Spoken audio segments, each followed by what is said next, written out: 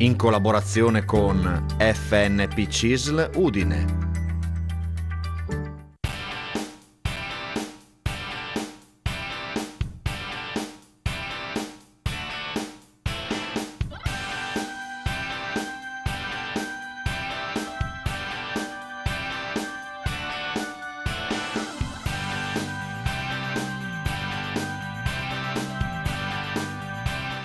Buon pomeriggio, ci siamo, eccoci qua come ogni mercoledì, puntuali alle 18:15 con lo sportello pensionati. Vediamo subito chi sono i nostri ospiti di oggi. Con noi in studio Ennio Tognutti della Di Consum del Friuli Venezia Giulia e Tiziano Manazzone, agente sociale dell'FNP CISL di Udine. Buon pomeriggio. Buon pomeriggio. Buon pomeriggio, Buon bentornati pomeriggio. a entrambi. Grazie. Mi fa piacere ritrovare qui in studio anche Ennio Tognutti in veste appunto di rappresentante di Adiconsum. Ti sei calato bene anche in questo ruolo? Beh, Dio, sì, il lavoro non mi dispiace. Il lavoro non ti dispiace? Non mi dispiace. E penso che non manchi il lavoro in questo periodo, no?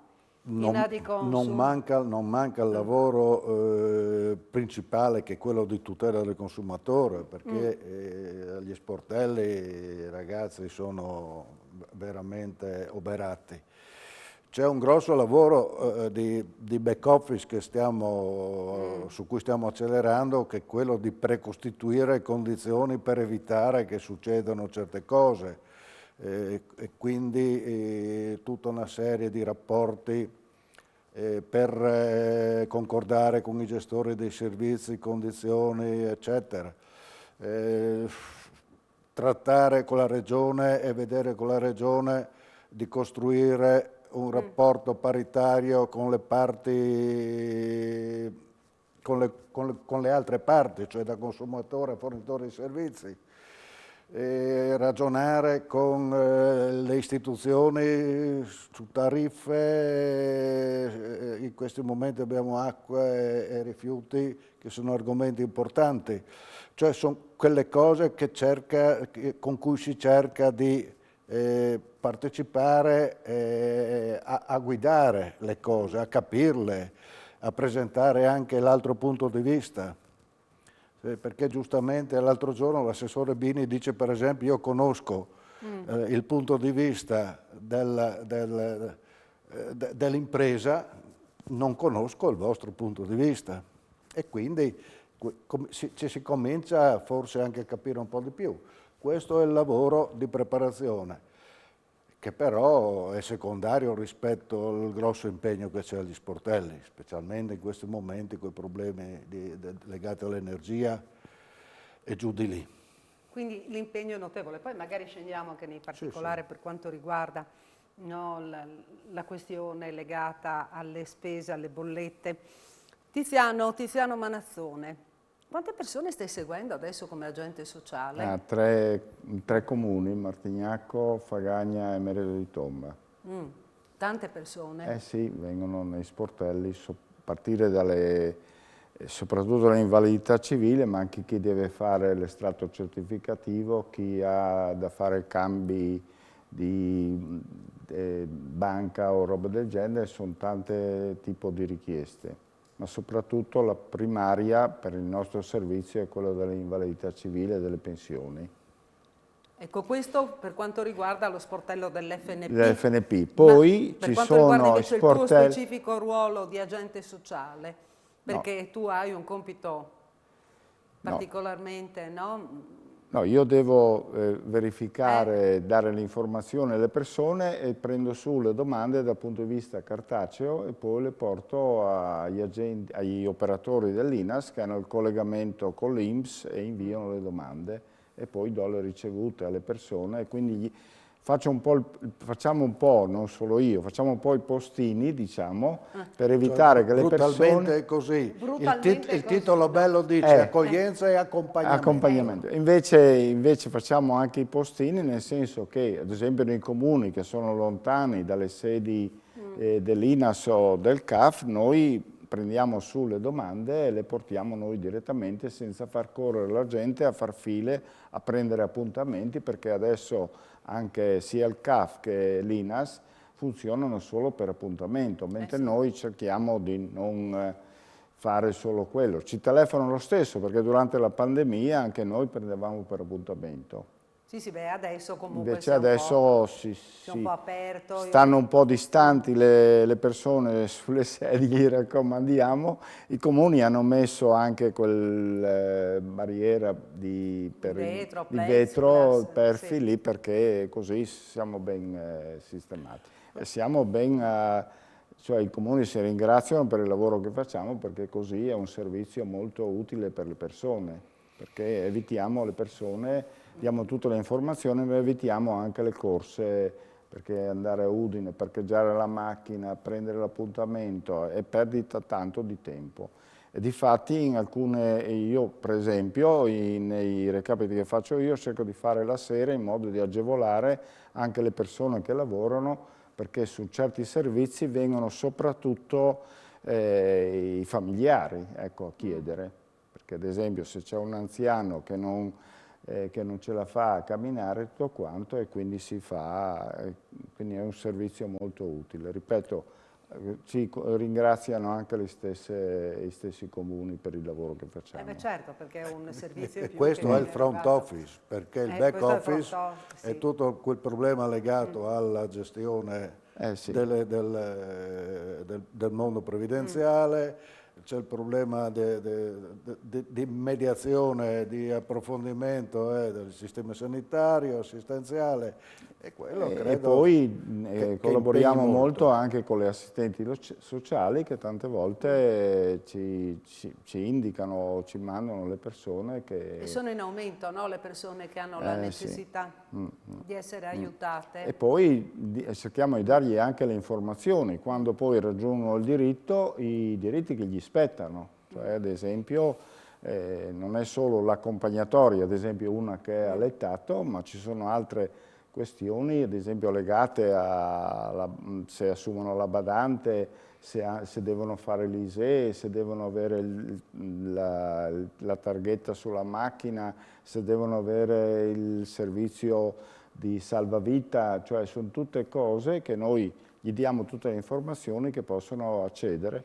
Io ad esempio preferisco, anche se ogni caso, ogni malato ha la sua storia, ha la sua situazione familiare, ma preferisco soprattutto di spiegargli tutte le agevolazioni che aspettano quando la persona malata rimane a casa sua, perché faccio sempre un ragionamento mio che se dovessi ammalarmi preferisco essere assistito in casa che non, anche se ringrazio il servizio enorme che fanno tutte le strutture, però a casa si è sempre, quindi cerco di dare tutte le informazioni perché le persone C'è un po' possono... d'ansia nell'area udinese adesso per il problema legato al telesoccorso, perché la Prosegnetute, che è il gruppo di volontariato che lo gestiva, mi pare che va un po' in difficoltà e quindi viene messo un po' a margine, e non è ancora definito se e chi si assumerà quel ruolo e come potrà funzionare. Qui stiamo parlando di telemedicina e rischiamo di far saltare il primo baluardo, che è quello della sorveglianza delle persone, soprattutto persone sole. Forse ci sfuggono ogni tanto queste piccolezze che però creano veramente difficoltà Sì, e perché ansia. effettivamente il telesoccorso è È uno strumento che, la come prima, l'assicurazione, sì. si spera che non serva mai, Sì. però se non c'è crea un po' di ansia. Qui speriamo che entro fine anno A me è venga successo risolto il diversi problema. casi di persone che sono cadute, non vengono al telesoccorso, hanno fatto anche 8 ore per terra finché è arrivata una persona a accorgersi che, ma quelle soprattutto che sono sole, no? Ci è capitato anche uno che conosce anche il mio amico Toniutti, Darin, che li conosceva tutti, che ha fatto tutta la notte fino alle 9 di mattina quando è rientrato, e lui era con la bombola di ossigeno, è caduto dal letto. Per non parlare solo di cose invece, tristi. Sì, invece se aveva il salvavita, schiacciava il bottone e Senza arrivava. parlare di cose tristi, cominciamo a rallegrare i nostri pensionati sul futuro, sul radioso 2023, che intanto comincerà che la pensione viene pagata il 3 di gennaio, perché è il secondo giorno bancabile. Ecco, quindi Ecco Poi, che hai dato una delle prime cose. Poi l'altra grande notizia ma scatta... poi sarà ripagato normalmente? Sì, c'è solo la prima rata, quella di gennaio è il secondo giorno bancabile e quindi si comincia dal 3. Poi l'altra notizia che tutti aspettiamo, la perequazione delle pensioni, l'aumento delle pensioni minime. E allora per gennaio però no. Quindi In gennaio la perequazione che scatta è la normale 7,3 sulle minime fino al 2100 di lordo. Dopodiché il resto niente, manca perché bisogna aspettare la norma. Quindi intanto scatta solo un provvedimento. Sì, ma solo quello certo. Quello certo. Quello certo. Sì, ma se il decreto non è pubblicato sulla Gazzetta Ufficiale... Quello ormai parte perché è legato al decreto che stabilisce il 7,3 di inflazione. Quindi qualcuno si troverà che non c'ha più il 2% che era stato dato in ottobre, novembre, dicembre e tredicesimo. Quindi troverà il 5,1 in più. No, e non ha quell'altro che gli è scattato e quindi si troverà una situazione... Poi l'altra bella notizia è che siccome qui noi cerchiamo di fare tutte le cose bene nel nostro paese, cerchiamo di preoccuparci che in gennaio abbiamo la bolletta del gas più pesante, in febbraio abbiamo la bolletta della luce più pesante, eccetera, e cosa facciamo? In gennaio facciamo partire l'addizionale regionale, appunto. e poi diciamo gli adeguamenti delle altre pensioni, gli aggiornamenti delle altre pensioni saranno fatti o in febbraio o in marzo. Quindi noi passeremo al di là della quota fino a 4 volte il minimo, 2100 qualcosa, che troveremo ad avere gli aumenti quando forse abbiamo meno bisogno, perché i bisogni saranno in gennaio e febbraio di contanti. Chi non li ha, come fa? Ecco, questo è un ragionamento, perché chi non li ha, chi non ha fatto la formichina o chi non aveva abbastanza per potersi mettere anche da parte, che fa fatica ad arrivare a fine mese, cosa farà? Siccome ci immaginiamo queste cose, da un lato abbiamo aperto anche con la Regione un ragionamento che speriamo di portare avanti, che è quello di dire costituiamo un fondo per cui se uno ha bisogno di un'anticipazione attinge e restituisce poi in maniera, ok, basta anche un fondo di rotazione, non serve investire. Vedremo con l'assessore al welfare se si può fare questo ragionamento. L'altra è l'operazione che stiamo tentando di fare con i gestori, rateazioni, ma rateazioni intelligenti. Cioè abbiamo visto l'esempio l'anno scorso... Fai le rateazioni comunque devi sempre pagare, però magari le rateazioni per i mesi più pesanti. Diciamo che chi proprio non può ha il bonus energia, il bonus acqua, in qualche maniera se la cava, ma per gli altri che si trovano le spese ammucchiate si tratta di distribuirle lungo l'anno. Le rateazioni previste e applicate dai gestori hanno un meccanismo atroce che mi dice rateizzo il primo importo che va a sommarsi con la bolletta del mese successivo. Immaginiamo di rateizzare anche quello e ci troviamo poi a sommarsi con la terza bolletta che va a finirla, se non paghi in gennaio il grosso lo paghi in marzo. Allora la situazione non si risolve così, quindi bisognerebbe trovare una modalità per diluire in maniera, per spalmare in maniera corretta. Però per ragionare su questo bisognerebbe che la norma desse un supporto nel dire blocchiamo gli stacchi, che è un fenomeno che nei nostri sportelli si sta evidenziando. Perché nel gas c'è una possibilità come nell'acqua di riduzione e poi nell'energia elettrica, clac, non c'è. Te la staccano, se non paghi staccano. Immediatamente. E quindi tanti problemi di questo tipo stanno emergendo, per cui lì c'è bisogno di una norma. Ritorniamo sul tema fra un attimo, ci facciamo una piccola pausa per la pubblicità. Vi ricordo che potete telefonare allo 0432 573517 oppure inviare sms al 351 570 5687. Rimanete con noi, ci vediamo fra poco.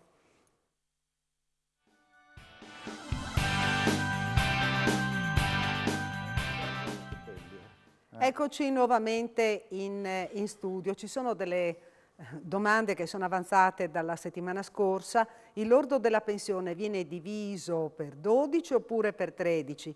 Per sapere se supero i 2.100 per avere la rivalutazione senza penalità. Ma direi che questo Il concetto... lordo della, scusa, il lordo che lui ha sulla pensione... Capito, ma no, c'è un ragionamento. Quando parli di stipendio, normalmente c'è un valore annuale. Sì, appunto. Che poi dividi per le mensilità. Sì. Quando parli di pensione invece c'è un valore mensile, appunto. perché tu la pensione l'hai mensile, che poi moltiplichi per 13. Per 13, ma loro parlano del lordo mensile. Quindi il riferimento che deve fare è prendere il netto mensile che ha, aggiungerle un 30-35% a seconda del valore, Sì, ma e trova il lordo. se lui fa con lo SPID, va all'INPS, si fa fare il lordo, anzi sarebbe utile che uno avesse sempre questo benedetto OBIS-M, lì c'è scritto il lordo. C'è scritto tutto. Dopodiché lì c'è scritto quanto paga di tasse, quanto paga, perché anche questo è un grosso problema, io vedo quando prendono la pensione, tanti non gli mettono l'addizionale regionale e l'addizionale comunale, dopo 2 o 3 mesi gli mettono l'addizionale, vengono da noi e dicono ma guarda qua, mi ha dato la pensione così e adesso mi è calata, Sì, è dovuta dal fatto che gli addizionali l'INPS li aggiunge dopo. C'è anche l'inghippo che imbroglia su questo, perché le addizionali sono per 11 mensilità. Quindi appunto, c'è anche questo che imbroglia. Quindi vanno da gennaio a novembre, non te la trovi a anche il fatto, ti fai un'idea di quanto però sei diverso. lì adesso quello che si sta discutendo è una pensione lorda mensile di 2.100 euro, che corrisponde a 4 volte la pensione minima. Quindi non c'entra nulla l'importo complessivo diviso per 12 Per o per 12. 13? No. Quindi va calcolato la pensione è mensile. Quello sì, ad esempio tanti confondono perché la 13ª si matura ogni mese un 12esimo e quindi quella viene data a dicembre ed è uguale a quella che ha maturato, perché ad esempio quando uno purtroppo va dal Padre Eterno, che noi facciamo la reversibilità, l'INPS gli paga i rati maturati per i mesi che lui ha vissuto, così anche quando si fa i rati non maturati e non riscossi, che tante volte, anche qui accenno una cosa, molte persone non lo sanno, quando non c'è il coniuge, no, gli eredi di quella persona possono chiedere i rati maturati e non riscossi. Capisco che forse è poco quando uno muore a gennaio, ma quando uno muore a novembre c'è quasi una 13ª che gli spetta e che però bisogna fare la domanda, non è che l'INPS lo liquida automaticamente. Mi chiamo Massimo, dovrei beneficiare nel dicembre del 2026 della pensione precoce. Verrà modificata?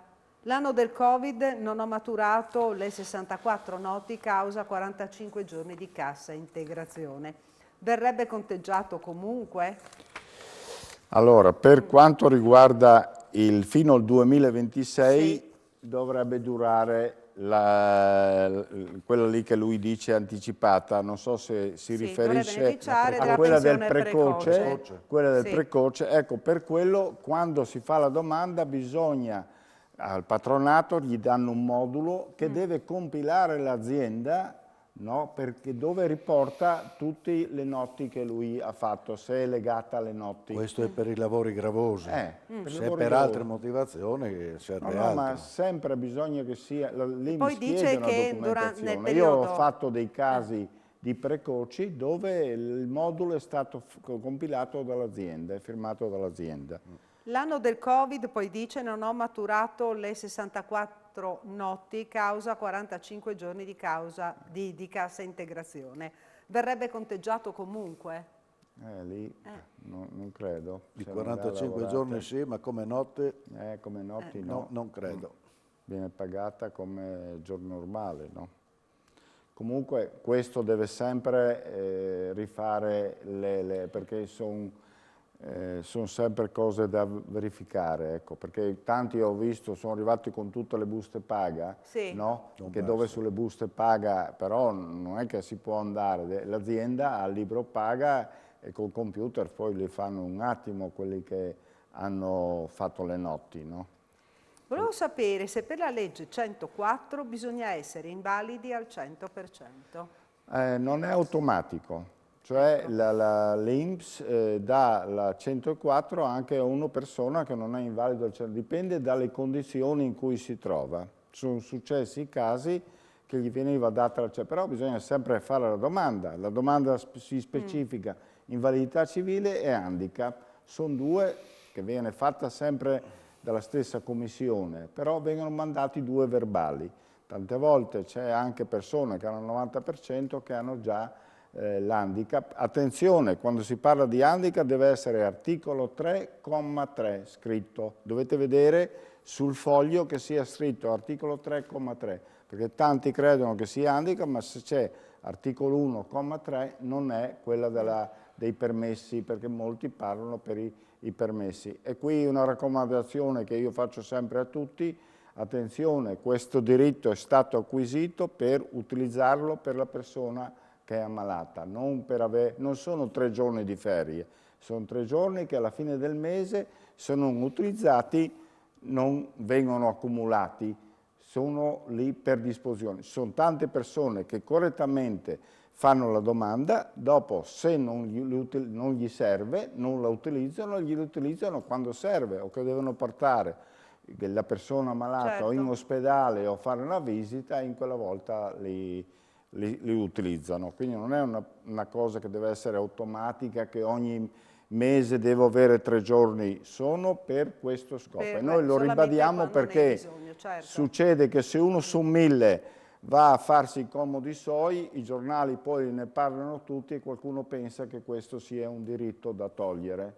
E invece bisogna stare molto attenti su questo. Ecco, ritornerei con Ennio in attesa che arrivino telefonate 0432 573517 per mettervi in contatto con noi. SMS al 351 570 5687. Ennio, stavamo parlando di bollette, quindi energia, no? Le bollette dell'energia elettrica, se tu non le paghi, cioè deve passare un momento di tempo, perché se tu non paghi per tempo ti arriva il richiamo, il sollecito. Ma nel giro di 2 mesi hai il distacco. Nel giro di 2 mesi hai il distacco. Sì, e quindi tu stai ricevendo segnalazioni, diverse segnalazioni di stacchi. Sì. Sì. In questo momento sì, ci sono degli stacchi. E tra l'altro siamo in un momento in cui l'aumento della tariffa non ha ancora esplicato tutto il suo massimo, succederà fine dicembre, gennaio, perché sì, al di là di tutte le parole a cui abbiamo assistito in quest'ultimo periodo, il problema del gas è stato affrontato in un certo modo e al di là del battagliato price cap che avrà effetto dal prossimo anno, forse nel momento in cui si faranno scorte, non adesso, ma c'è stato rivisto la modalità di calcolo del costo e si è abbassato. Per l'energia elettrica non è stato fatto, vuoi perché. E il costo dell'energia elettrica viene calcolato in base al costo virtuale del gas, come tutta fosse prodotta al gas al prezzo della borsa, quindi è artatamente più alto. Quindi la prima cosa che dovrebbe scattare era quello di scindere la quota di produzione fatta col gas alla quota prodotta con altri modi e quindi si abbasserebbe il costo. Sentiamo, scusami un attimo se ti interrompo, abbiamo una telefonata, sentiamo chi c'è in linea. Pronto? Buonasera, con chi parliamo? Con Zucco. Senta, volevo chiederle un'informazione. Prego. Io praticamente ho beneficiato della 14ª a luglio, poi mia moglie è deceduta. Fatto sta che adesso praticamente, per il fatto del cumulo tra la mia pensione e la reversibilità, io praticamente sforo in effetti quelle 2 volte il minimo per poter beneficiare mi hanno revocato la 14ª, ma è corretto? Allora, Nel senso che praticamente io allora avevo i requisiti per poter beneficiarne. E Appunto. adesso, tanto è vero che loro a settembre mi hanno fatto il conteggi e me l'hanno considerato, me l'hanno lasciato la 14ª, me l'hanno revocato solamente adesso, a fine anno. Ah, ma quindi revocata per il prossimo anno? Cioè lei No, per quest'anno. quest'anno. Me la recupereranno nei rati di pensione del prossimo anno.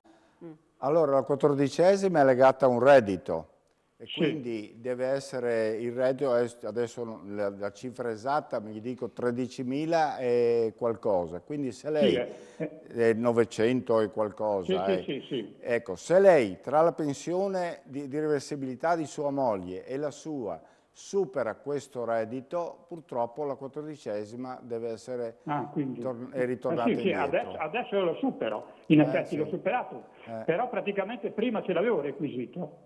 Lo so.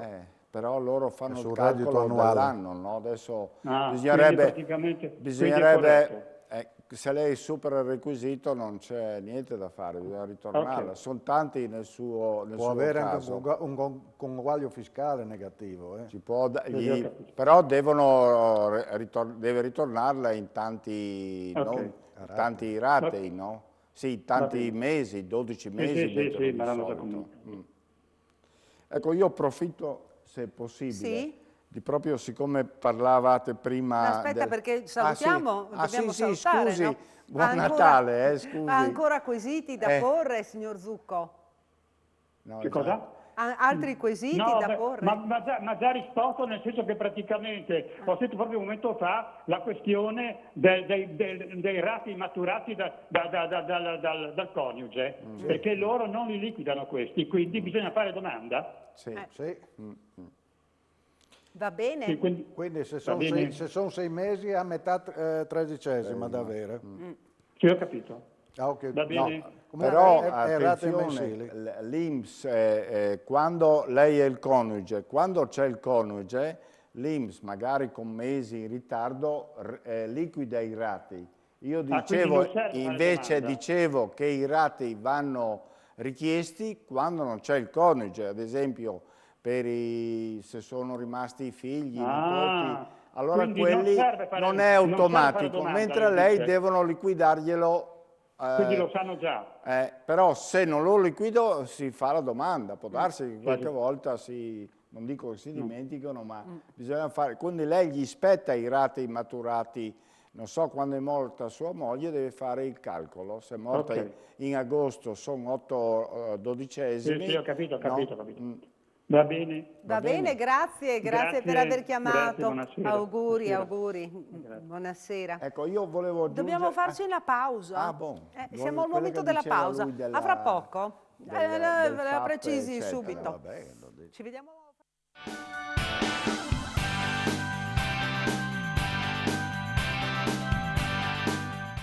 Eccoci qui di nuovo in studio. Allora, ci sono delle praticamente note di servizio, no? Allora, Tiziano, per il RED, tutti quelli che hanno una pensione estera devono fare il RED, quindi devono telefonare ai nostri servizi, parlare con gli operatori e fare il RED. Chi invece ha solo pensioni italiane e non fa il 730 o l'unico e ha delle integrazioni, no? Questi, se hanno delle integrazioni, che vuol dire la 14ª, l'assegno familiare, l'integrazione al minimo, questi qua se non fanno il 730 all'unico devono fare il RED. Ecco perché abbiamo ricevuto telefonate di chiarimento. Ecco, sta va mandando fatto, non a va casa fatto. per alcuni, quelli che non l'hanno fatto anche sul reddito del 2020, ma è meglio che facciano anche quello del 2021, perché se no, se non vengono fatti, l'INPS poi gli toglie questi benefici. Sentiamo chi c'è in linea adesso. Pronti? Buonasera, con chi parliamo? Pronto, buonasera. Sono Pazzoni di Pagagna. Buonasera. Ecco, proprio a lei stavo pensando per la questione del RED, vero? Ho chiamato l'altro giorno esattamente. Ecco. Io adesso mi metto in comunicazione con voi. Ha fatto benissimo, infatti le avevo detto di richiamare. E adesso, adesso qui c'è Tiziano oppure c'è Ennio, sono loro due che le spiegano bene. È per la questione del RED, vero signora? Sì, esatto. Lei chiedeva se lo deve presentare o se non lo deve presentare. E È stato stavamo... richiesto? Come? Sì, prego. Ecco, così... No, bisogna vedere qual è la sua situazione per vedere. Allora- Lei fa il 730? Sì, esattamente. Allora Faccio no. senza continuo. Ha pensioni estere? No, pensioni estere no. No, allora il RED Ho non la corre. mia pensione Sì. e la reversibilità di mia moglie. Come? Alla reversibilità della Della moglie. moglie. Quindi Ma allora, ma se lei fa il 730 ha già tutti i dati l'INPS. Cioè, Ma, Quindi serve solo, se lei non avesse fatto il 730, allora serviva che facesse... senta, Ok, signora, ok. forse c'è un malinteso iniziale. Se lei non usufruisce di interventi di tipo assistenziale, non ha bisogno No. del RED. No? Quindi No, se lei non ha esattamente. integrazione al minimo, se lei non ha parti sociali sulla pensione, non serve perché la sua pensione è quella. Questo gli serve, ma- serve a giustificare... Il RED serve solo chi ha delle integrazioni e tutto integrazioni quanto, e che non fa neanche il Esatto, che 730, non fa perché dichiarazioni, lì- cioè. non Ecco, fa ha la avuto- dichiarazione del reddito. Lei è a posto, tranquilla. Ecco, ha Sì, no, avuto... ma voglio chiedere- Comunque a Fagagna siamo sia il mercoledì dalle 5 alle 6 e mezza, sia il domani dalle 10 a mezzogiorno. Non Se vada- vuole avere più Sì, informazioni in No, via San Giacomo numero 12. Non vada Ecco. domani che trova lui, signora. Non Appunto. vada, non vada. Va No, bene. niente, no, l'invio che ho ricevuto dall'INPS. Boh. Va bene. Vabbè, Tranquilla. ok. Buon Poi Natale, domani signora. vada a trovare Grazie, Tiziano in via buonasera. San Giacomo. Buone feste. E noi... Arrivederci. Ecco, l'altra cosa che Aspetti, volevo... sentiamo che c'è ancora un'altra chiamata, Ah. almeno qui mi segnalano. C'è un'altra telefonata in coda o sbaglio? Sì? Sentiamo chi c'è. C'è ancora... Allora diamo una risposta, che adesso arrivano anche messaggi e mancano 2 minuti alla chiusura della trasmissione. Allora, 1979, aperto negozio parrucchiere, non risulta nei conteggi pensione, per caso non si pagava i primi 2 anni, a quell'epoca avevo 20 anni. Non risulta nei conteggi pensione, non si pagava i primi 2 anni, a quell'epoca avevo 20 anni. se non pagava i contributi... Sentiamo chi c'è in linea. Però può vedere anche, Può esserci se stato- veniva segnalato, io consiglierei di andare all'ufficio di Patronato. collocamento No, e farsi fare il C2 dove è scritto quando lei è stata assunta. Ecco. Poi vediamo cosa si può fare, versamenti o robe del genere per riconoscere Può quel essere periodo. stata un'esenzione, un'agevolazione per apertura o per inizio attività. Anche, no? Perché adesso andare Andare a cercare. negli archivi dell'INPS è impossibile, però nell'ufficio di collocamento si fanno questi C2 che descrivono quando ho iniziato a lavorare e quando ho finito. Quello che è scritto anche, se al libretto di lavoro, dovrebbe essere scritto anche in quello. Sentiamo velocemente, abbiamo ancora un minuto, velocemente la telefonata. Buonasera, con chi parliamo? Buonasera, Franco da Udine. Senta, Prego. un saluto a lei e ai suoi ospiti. Un'informazione, senta, io ho un'invalidità civile riconosciuta nel 2014 del 46%. In più ho una malattia professionale sempre riconosciuta dall'INAIL, sto percependo una piccola, diciamo così, io la chiamo pensioncina, col Vitalizio. 40%. Mi è stato consigliato di fare un aggravamento. Allora, dato che con l'INAIL ogni 2 o 3 anni faccio un aggravamento, so già la trafila com'è. Per gli invalidi civili invece, che non ho mai fatto, sono del 2014 che non ho fatto, posso fare una richiesta anche con gli invalidi lei civili deve andare per un aggravamento? deve andare dal medico suo, Sì. farsi fare il certificato di invalidità, Sì. dopodiché viene da noi o nei nostri sportelli o nel patronato e fa la domanda di aggravamento, specificando che è una domanda di aggravamento. Per gli invalidi civili? Sì, per invalido civile. Ho Dopodiché la consiglio di portarsi con sé anche la fotocopia della carta d'identità, del codice IBAN, e se lei è sotto i 67 o sopra? No, io sono stato licenziato ancora 4 anni fa. Ma che età? di No, età? che età? Io ho 54 anni. Allora porti Ottimo. anche il 730 se ha. Ottimo. Ho capito, perfetto. Proporrò tutti questi documenti per fargli l'aggravamento. Ho capito, perfetto, Va grazie bene. mille. Grazie. Buone feste, grazie Buone mille. Grazie feste a anche a voi. lei. Salutiamo il signor Franco. Dobbiamo chiudere. Un avviso, No, non un c'è. avviso Dai, veloce. è già finita. Nessun contratto di energia da cambiare in questo momento. Se ci sono anomalie, passare ai nostri sportelli perché ci sono rischi di Ecco, di quindi imbroglio. non si cambia niente. Fermi lì. Grazie a Tiziano Manazzone, agente sociale FNP CISL di Udine, e grazie a Ennio Tognuti e a Di Consum del Friuli Venezia Giulia. Grazie per essere stati con noi, ci vediamo mercoledì prossimo. A tutti auguri di buon Natale da tutto lo staff dello sportello pensionati e da tutta la FNP, no? Sì. E dalla CISL. Direi di sì. Auguri, ci vediamo la prossima settimana, arrivederci.